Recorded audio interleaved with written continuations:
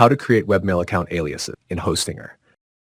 A webmail alias account is another name for the main webmail account.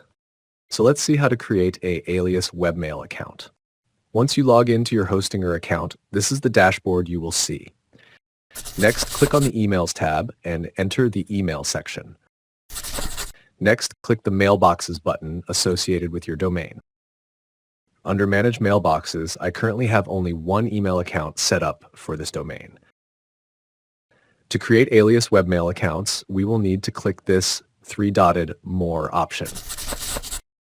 And again, from the list of options, we will need to select the Create Aliases tab. Next, in the pop-up window, we can enter the alias in this field.